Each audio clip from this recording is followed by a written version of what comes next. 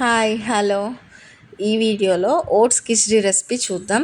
First అయితే stove మీద pan పెట్టుకొని ఒక 2 స్పూన్స్ ఆయిల్ వేసుకొని, 1 టీ స్పూన్ ఆవాలు, 1 టీ స్పూన్ పచ్చిశనగపప్పు, 2 టేబుల్ స్పూన్ల పల్లీలు, 1 టేబుల్ స్పూన్ జీడిపప్పు వేసుకొని లైట్గా ఫ్రై చేసుకుంటూ ఉండాలి.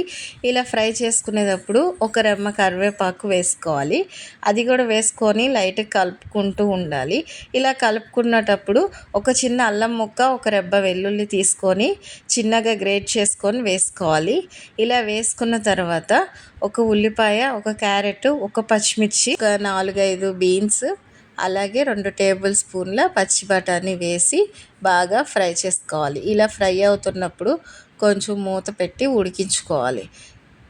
ఒక 5 మినిట్స్ మూత పెట్టి ఉడికిన తర్వాత ఇదిగోండి వీడియోలో చూపించినట్లుగా ఇలా అయ్యిద్ది.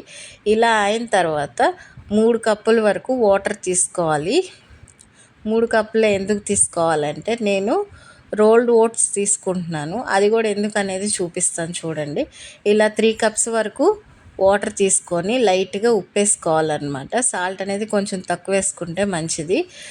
లైట్గా సాల్ట్ వేసుకొని మూత పెట్టుకొని బాగా వాటర్ బాయిల్ అయ్యేంత వరకు ఉడికించుకోవాలి. ఇలా వాటర్ బాయిల్ అయిన తర్వాత ఇదిగోండి 1 కప్పు రోల్డ్ ఓట్స్ తీసుకున్నాను. సో అందుకు 3 కప్పులు వాటర్ వేసుకున్నాను. ఓట్స్ ఉడకటానికి ఎక్కువ వాటర్ కావాలి కాబట్టి ఇదిగోండి ఒక 20 మినిట్స్ తర్వాత ఇలా ఉడికిన తర్వాత కొంచెం దగ్గరకు వచ్చిన తర్వాత మూత తీసేసి కొంచెం కొత్తిమీర చల్లుకొని బాగా కలుపుకుంటూ దగ్గర పడేదాకా, ఆ వాటర్ అంతా పోయేదాకా బాగా కలుపుకుంటూ ఉండాలి. ఒక 5 మినిట్స్కి వాటర్ పోయి ఈ కన్సిస్టెన్సీలో వస్తుంది.